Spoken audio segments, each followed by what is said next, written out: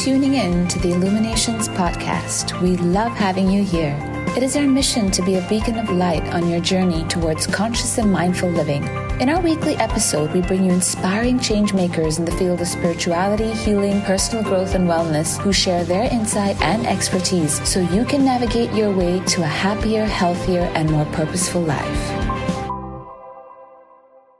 What if I told you that you have the power to instantly calm your mind, release your stress, and even rewire your brain, all without expensive medication and years of therapy? Sounds crazy, right?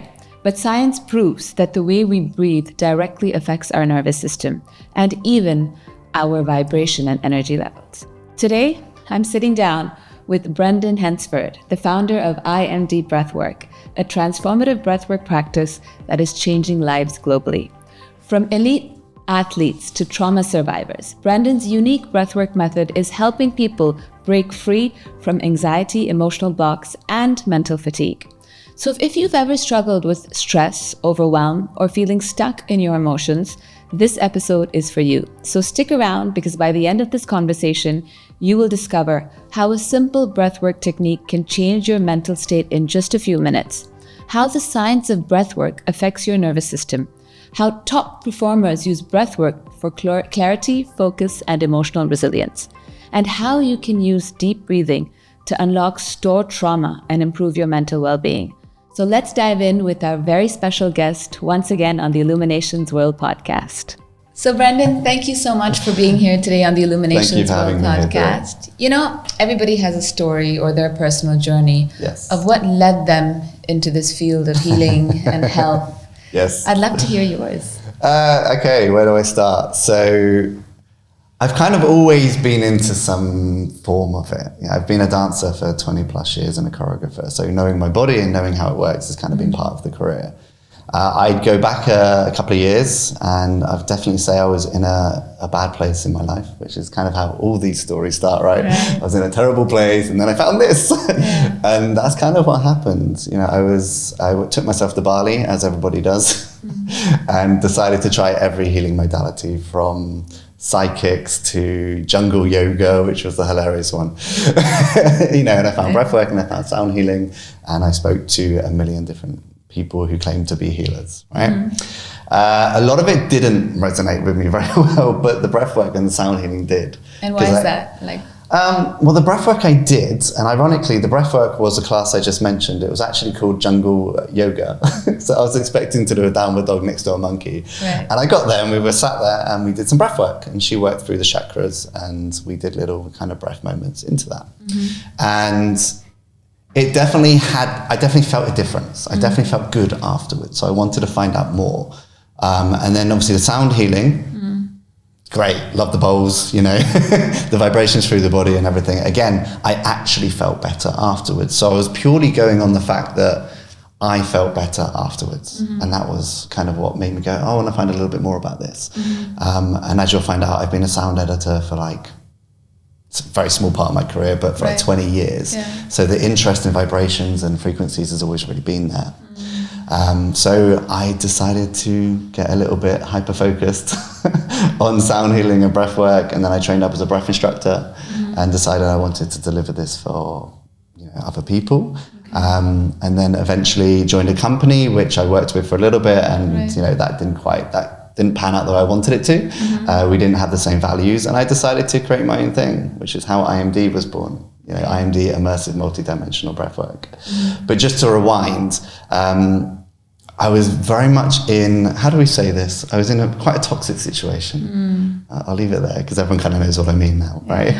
And I found it impossible to get out, based on past traumas and things that had happened. I would always be that person that would stay in that situation until it was absolutely done, and I was a broken man. And then for months afterwards, I would have been in a weird place. But what I found was, by introducing breathwork into my life and doing transformational breathwork and doing daily parasympathetic breathing and so on, I was able to walk away from that situation feeling incredible, feeling amazing, feeling shoulders down, It saved me in a way. It got a bit crazy. I know I'm jumping around a lot, but it got a little bit crazy because from that situation, my stress and anxiety was so high that I literally ended up in hospital with what they called a phantom heart attack. Oh, wow. And yeah, so it was a bit of a wake-up call to be like, wow, okay, I can't keep doing this.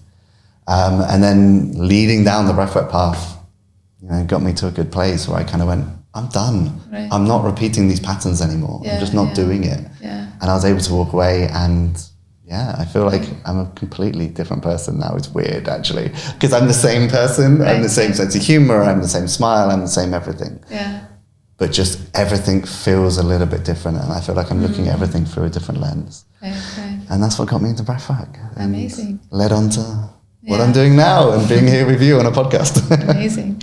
Well, breathwork has been here for like thousands of years, right? The yogis have been practicing it from, the beginning of time. Yeah. So for somebody who's been practicing yoga and they've been doing the pranayama, how is it that breathwork today is gaining so much traction as a modality to heal deep-rooted trauma, as opposed to being just a part of the yoga practice today? Because I see that transition happening, obviously, with the Wim Hof breathwork. Yes. To, gaining so much popularity. So why is that so, and how does IMD fit into that? Okay, so there's a lot of questions in there. So first off, yoga breathing. Right. So yogic breathing tends to be a lot slower. Yeah. It tends to activate your parasympathetic nervous system, which is all about your rest and digest. It brings you down, it increases your CO2, it allows more oxygen release, it allows you to go into a clearer space, right?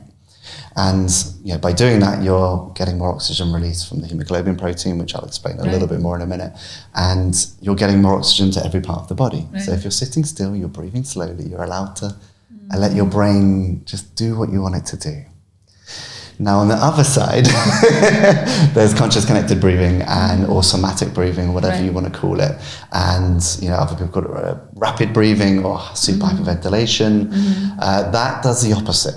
So I'll do a little bit on the science. So when you breathe in the way we teach you to breathe, it's super rapid. There's no pausing. So, or depending on what the breathing technique is, it lowers your CO2. And the way it does that is you're off-gassing CO2 super fast. And when you off-gas CO2 super fast, your body can't replace that CO2 fast enough. So CO2 is a waste product, so it's not coming out fast enough. However, you're taking in more oxygen, right? So it doesn't make sense. People go, well, how are you getting less oxygen? There is a protein called the hemoglobin protein that binds to the red blood cells, and that moves around the body, and that carries the oxygen around the body and releases it to all the places it needs to be released to. Now, it only works if there is enough CO2 in the blood. Right. So the hemoglobin loves CO2 too. If it's getting enough CO2, it releases the oxygen. Slow breathing. But when you fast breathe, you lower the CO2. So suddenly the hemoglobin creates an affinity for oxygen and just goes, mine.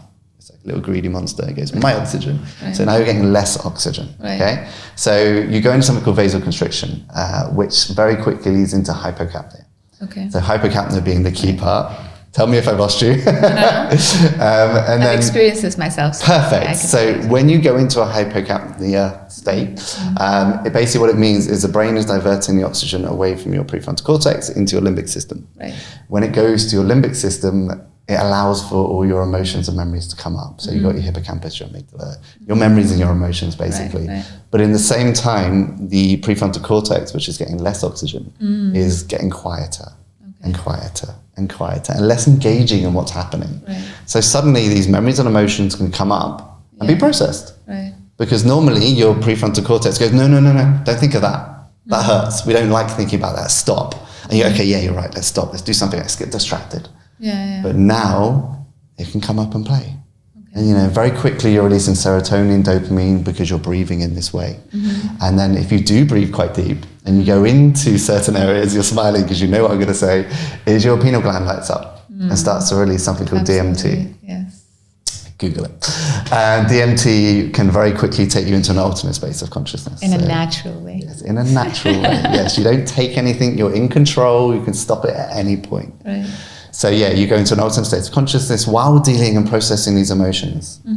And the good thing, this is my belief, the good thing by having this quiet rather than this still engaged and seeing everything that's happening. Right. We have people that come out of these sessions and don't remember a thing. They're just like, they're still quite high and they're still quite up there, but they have no idea what's happened. And then I'll speak to them next week and they'll be like, I feel amazing. The things that trigger me don't trigger me anymore. Exactly. Or, you know, I have this story, I always tell the same story. This guy, he came to my session ages ago, and he was a typical bit of a stroppy guy, right? And you could see he was looking at me the whole time, and you could tell he was doubting everything I was saying. And I was like, okay, I'll let him do it. After the session, he was like, his eyes were wide open, he didn't really know what to say, and he kind of left. Okay. So he came back next week, big smile on his face. I went, hey dude, how are you? He's like, yeah, I'm great. I said, how was it last week? He goes, I don't know what you did to me, but my wife says I'm a nice person now. Yeah, that's crazy, you know, because a lot of people spend hours on talk therapy and the cognitive approach, but I think these type of modalities like IMD work on the subconscious mind, the nervous system, and the energy system. To be able to create a holistic approach, which the mind may not cognitively understand exactly what's happening, but it doesn't always really need to, does it? No. After class, we have a rule kind of across IMD. We don't do sharing circles, for example. I'll explain that in 2 seconds. But one of the rules is when someone asks a question directly about their journey, we do not answer. We just say, what do you think it means? And the reason being is after breathwork, you're in such a strong theta brainwave state. You're so susceptible to any suggestions. We even tell people to avoid everyone for an hour. Absolutely. Go, That's stay off kind of the like phone. hypnotherapy as well. Like, you know, when you come out of a session, you're still... Stay away from any triggers, this is what we say. So when they ask, we don't tell them because we know as instructors, if I tell you, oh, the color purple means this, and this, right? You're projecting your own. I'm projecting one, I might be wrong, and all you're going to think about for the next few days is, well, he said this, so this might be it. But that's the same reason we don't do sharing circles. And we've been criticized on this a few times, but the reason is when you come out of breathwork in such a deep, intense journey, you're so in theta brainwaves, you're so in your subconscious still. And if you're in a big circle of people sharing, someone says something over there and you kind of go, oh, maybe that's what I went through. Maybe that's what I had. You know, one, you're projecting onto each other in the room without realizing it. Two, I hate sharing circles. I don't want to share. I want to sit with myself. I want to process what happened. So if it's like coming around to me, I'm feeling stress, I'm feeling anxiety. I'm like, and I'm meant to be feeling calm now. Now you've made me feel anxious again in a state where it's going to be heightened tenfold. So they're the two main reasons we don't do it. And you're right, you know, having that kind of moment afterwards, you just need to be able to sit with yourself, process. Don't overthink. That was my long version of saying that. No, absolutely. I totally relate, because I think when people talk about their issues, they're stuck in their story, you know, and, you know, as they say, no software has the ability to detect its own virus. And sometimes we can't really see it. And you're trying to solve a problem at the level of its creation. So if you're trying to use the conscious mind to solve a problem that you created in the first place, that would be quite counterintuitive, I think. And again, this is why breathwork is so powerful. It quiets that part of the mind. Takes it away and allows the bit that needs to do its thing to do its thing. So I couldn't agree more. You know, it reminds me of a quote that the ancient yogis say, that your life is not measured by your age, but by the number of the breaths you take. What's your perspective on that? Okay, say that again, so let sit in my head. Your life is not measured by your age, but by the number of breaths you take. So if you breathe slower, you can prolong your life. What is your perspective on that? I agree, 100%. And the reason, and there's science behind it, of course, is back in the day, we were breathing 6 to 10 breaths a minute. Now most people breathe over 20 to 30 breaths a minute. Now going back to what I told you about the science behind breathwork is the quicker you breathe, the more CO2 you off gas, and then the irony is the less oxygen you release. So if we're breathing 20 to 30 breaths a minute, even though we think we're breathing in more oxygen, we're actually restricting the oxygen release in the body. So we're getting less oxygen to the brain and the muscles. That's not good. So by slowing the breath down and taking our time, and there's something called the resonance breath or coherent breathing, they also call it, where you are leveling the breathing in and the breathing out. So 5 seconds in, 5 seconds out with a small pause. What you're doing is you're basically doing about 5 or 6 breaths per minute, which is optimum for the body, which is ironic considering I just told you we're all breathing 20 beats per minute, so that everything can align. Our heart can align, our lungs can align, our nervous system can align. And because we're breathing less, we're getting more oxygen. The CO2 is building up, we're allowed more oxygen release, everything's getting more oxygenated. And we all know, without having to do any research, is more oxygen means more longevity, which means you can live longer, which means organs can survive better. They're not being starved of the things they need. Right. So yeah, it's common sense when you break it down in such a simple way. But yes, the slower you breathe, the more oxygen you get, the healthier you are, the longer you live. Right. And is the process same for everyone? Like, so, like, for example, if entrepreneurs are coming to you or athletes are coming to you, do you offer the same process for everybody? Or will it also incorporate probably visualization if it's an athlete, or maybe affirmations if it's an entrepreneur? Do you guys go down that road, or is it just pure breath work? No, so IMD obviously stands for immersive multi-dimensional breathwork. And the reason it's immersive is we obviously wear headphones and eye mask, but the multi-dimensional part is the fun part. I create these sound journeys, right? And if do you know what binaural patterning is? Yeah, sure. Okay, so binaural patterning is when you can make the sound appear from different parts of the brain in sound terms. Binaural beats is a whole different thing, which we'll get onto. So I create these crazy soundtracks. They're like an hour and 10 minutes long. It's my voice coaching throughout. So I've trained as a coach many years ago. I've done a lot. And so I use my coaching skills. You're like an artist. And well, this is the thing. I've been a writer. I've been a creative. I've done a lot of stuff.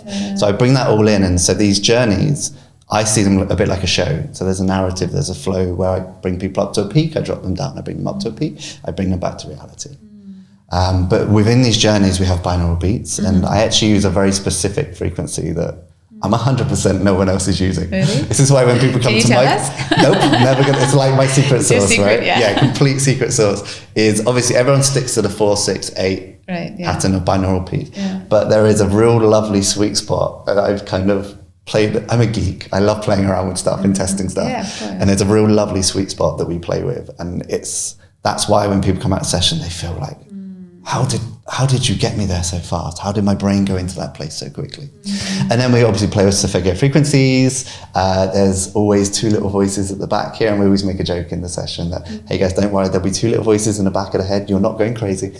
That's us. And it's all subliminal affirmations. So they're just basically saying how great you are. You're amazing. You can do this. Your life is going to be incredible. Rah, rah, rah. And that's playing the seeds of the subconscious. Basically. While the coaching is here, while there's this amazing soundtrack with like 24 different tracks in it. So it's a completely integrative approach. Yes. So at the moment we have 9 journeys.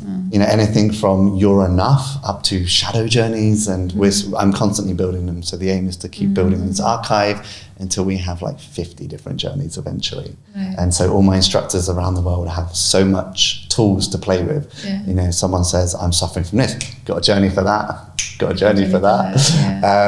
So yes, coming back to your question, people would come to class. Each week we have a different journey that we post on the session. But if they were doing a private session, obviously they could pick whatever they want to do, and we can cater it. And they would go in and they would do the journey. There'll be roughly 45 minutes of actual breathing, actual 3-part breath. And then there'll be a 20-minute parasympathetic section at the end where they would come out. So yes, the pattern is always the same. But the musical journey of the frequencies and the beats are different for every single one. And I got asked the other week, why'd you keep it the same? I went, because it works. Why would I change something that's not broken? Absolutely. And it's the most simple and powerful way that we found that even a newbie can come and pick it up. Like, there are more powerful breaths. There are breaths that will get you to places faster. But I promise you, after 10 minutes of doing it, you're going to forget what you're doing. You'll be all over the place, or you'll be tired, or it will put strain. Whereas the breath we use and the pattern we use, anyone can come and pick it up in that session and have an experience. They're not going to get it perfect first time. No one does. It took me ages to get, and even now I'm like, oh, that's a new way. I can wait if I do that. People come and they can actually pick it up. And so the formula works. It's just the journeys, the sound journeys that change. And if a person is going through a specific issue, like relationships, or they're going through trauma in your life like yours did, how many sessions would you recommend for them to be able to see the results? It could obviously be in one session. It all depends, because each one of us is quite unique. So it depends on how it works for us. But what would you recommend? What's the trend, or what do you see? Oh yeah, I've definitely seen a trend. Well, first off, I have to say that again, everybody's completely different. The journey you go on and I go on will be completely different, even if we're listening to the same track. And I always say that even if you did the same journey, the musical journey again and again, you will have a completely different experience because the body always gives you what you need in the moment. Right. So coming back, the trend I've noticed is people always come to try a class and they normally come to about 4 more classes afterwards. And I see them quite consecutively, maybe over 2 months or sometimes weekly. And then after that, you see them kind of sporadically. Well, dude, hey, I haven't seen you in a few weeks. Because I'm feeling a bit weird. I want to like top up. And they see it like maintenance. But I always suggest that we come to like 4 or 5 sessions in a row. But you're right, some people come to 1 session and they're like, oh, their mind is blown. And that's enough for them right now. And then we see them in a few months. And they're like, I'm ready for the next step. You know, that one was so powerful. Now I want to see what else I can do. Because you got to remember, some people have never done any healing, this style of healing. You know, I did talking therapy for 20 years. And I feel like I did more in 3 months with breathwork than 20 years of talking. And memories came up that I didn't even know existed. You know? So coming back, you've got to really remember that sometimes people have never done this. Never. So sometimes it's like, their mind is absolutely blown afterwards and they feel like they're completely healed because they've never had anything like this. And then, you know, give it a few months, they kind of pop back and go, I'm ready for the next step now. You know, it's really like, I love this, can you tell? I can tell. And so what's next for IMD Breathwork? What's the future looking like here? Because so obviously we started in Dubai, which was amazing. And it started as 1 class. Homegrown. It was, do you know what? It's so funny because it only started off as a little kind of side hustle for me. I just wanted to help people. And then suddenly it grew and I was selling out and I was creating more journeys. And then now we have like, I think we have like 15 instructors around the world. Amazing. In 15 different cities. And that all happened over, I think, only like a 6-month process. So it's been going for ages, but the bringing on new instructors was like a relatively new thing. And so we're expanding faster than I can keep up with. Amazing. It's just gone Is crazy. it also because breathwork is now really as a modality and approach kind of taking off? Yes and no. So yes, everyone's understanding that breathwork is a thing now. You know, it's a trend. You know, they're starting to prove it in science and But I think with IMD, we're bridging a huge gap that I don't think a lot of other companies are doing right now. I know from me, I was kind of into it, but I never wanted to go to classes because I didn't want to share my feelings. I didn't want to hold someone's hand I didn't know. I didn't want to dance. I've been a dancer for like 20 plus years and I did not want to dance around with a bunch of people I didn't know. There was all these things that made me not want to go because that's how I saw it. I saw it very woo-woo. I know I look like a hippie, but... we were just talking about that. Like a lot of people prefer spirituality or healing, which is more grounded in reality. And there's a whole audience that is, you know, because I guess when you walk into a room and when you see a person chanting in a language or in a way that might not resonate with your belief system, or for example, they're just completely ungrounded in their behavior and you're just like, I don't want to be like that person. Like that person's weird. I agree. You know, without judgment, of course. And that's the thing. Go on, sorry, finish. And so I feel like a lot more grounded approaches like IMD, if it could, you know, be able to cater to people without overwhelming them or intimidating them rather. The great thing about IMD, if you were to come to a class, you would show up, you would listen, we'd tell you everything, we'd tell you the science. We don't talk about faith or spirituality once, we just tell you the science, what might come up in the body, what to expect. And that's a good 15, 20 minute intro. Then you put the headphones on, you put the eye mask on and you're on your own journey. You can't hear the person next to you going, or the person crying their heart out over there, or the person screaming over there. You are completely immersed in your own journey. Hour and 10 minutes later, you come out, you are dazed, you are maybe a bit dizzy, you're a bit high, and that's great. We tell you now how you need to behave. Avoid triggers. Here's a little QR code. We're giving you a post-breathwork document, so you're going to forget all this, read this later. And here's a 10-minute free morning breathwork you can do every morning. Same sound effects, same everything. And they leave. Amazing. There is no hippy-dippy woo-woo stuff that might scare off. So that we are now noticing roughly a 50-50% between male and female, which I know from this industry is rare. We get a lot of guys to class. More like 80-20 or 70-30, but men are evolving. Yes, they are. Slowly but surely. Slowly but surely, But that's the thing, we genuinely get people and they say to us, I would never come to a thing like this, but my friend told me, you just come, you do and you leave. And you'll feel amazing the next day. So we get a lot of guys coming now, and so I'm starting to see that the bridge that I'm saying we've kind of overcome is that we now get everyone. It's available to everybody to come and try. Even the deepest skeptic. I challenge, just come to class. So I will ask you this if it's okay. Yeah. Obviously, you know that Wim Hof breathwork is just taken over the world. Like, yes. How is IMD unique from that, if I may ask? Because it's a question I'm asking. I can't talk into Wim Hof so much. I'm not a trained Wim Hof instructor, so I definitely can't talk into that. But I can talk into IMD. The headphones themselves, they're cool. They are super cool. They're completely immersing you. Again, I don't know Wim Hof, but I know they don't use headphones. So I know you're listening to everybody around you. You're not immersed. For me, because I have ADHD, in case you didn't already clock that. If I'm in a room of people going, I'm like this. I can't focus. And I'm finding that most of the world has ADHD today, which is great, thanks to the phones. So I find by switching people off into that immersiveness, and then you have incredible sound journeys, which I play a lot with left and right, with logical and creative and masculine and feminine. There are things that I do that put you into a state where you can finally just let go of stuff.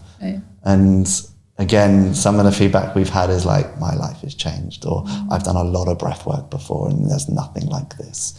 This is the most incredible thing. Everyone, we've got nearly 200 5-star reviews on Google in like 6 months.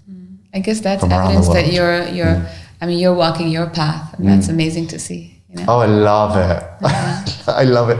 Do you know, it's so funny because theoretically I'm still a creative. So I'm a creative director, film director, dance choreographer, photographer, videographer, photo, sound, video editor. That's been my career for like the last 20 years. And I love doing that. But ever since I started this and ever since it started growing, I can feel my focus sticking here. And I feel like a lot of the skills that you have learned in the past are being obviously channeled towards IMD now. And that way you can give like a multidisciplinary sort of. I agree. I feel like my life hit this kind of crossroad. And because I've always been someone that loves to help. I've always been a teacher. I've always worked in teaching environments. And my dad, bless him, was a primary school teacher. So I feel like I've absorbed that from him. So I do love to help people. And so this is kind of ticking so many boxes. I get to be the creative and be that mad creative genius behind in the lab, which is what I love to be. And I get to help people, and I get to be social, and I get to travel. Honestly, IMD has been the most amazing thing to happen to me. Amazing. I'm so happy to hear that. So any last words of recommended quotes, books, or anything that people or our listeners can tune into? I know that we have a breathwork, IMD breathwork class happening here at Illuminations every Thursday. Yes. So if anyone's interested, they can check it out. But any recommended books, any sort of practice that anybody can... I'm going to refer back to IMD again, of course. If you go to our Instagram, which is IMD Breathwork, click the link. There is a post-breathwork document there. Now, inside that document, there is a ton of breathing techniques. It's free. Go take it. We're giving it away. There's like 10 different breathing techniques, anything from reducing your stress to helping you sleep to calming your nervous system. And then there's also a 10-minute morning breath work. It's similar to what we do, but the intensity level is like this in comparison to this. And you do the holotropic breath, which is just in and out. And it's like 2 minutes of that breath hold, 2 minutes of that breath hold, and meditation. I do it every morning. I do my own journey in my own voice every morning because it's so structured and so simple. You just put your headphones in, sit, lie down, do whatever you want to do. And so I'd recommend everyone start doing it every day. The reason being is your CO2 tolerance will increase. So the more CO2 tolerance, which means you'll release more oxygen, which means all your organs and body are more oxygenated. Now all your systems work better, your digestive system, your immune system, your endocrine system, all of them. So suddenly your body works better. You're losing weight, you're losing fat, you're awake more, you're sleeping better. Just for 10 minutes a day. Amazing. I'm so inspired, and I can't wait to try it next Thursday.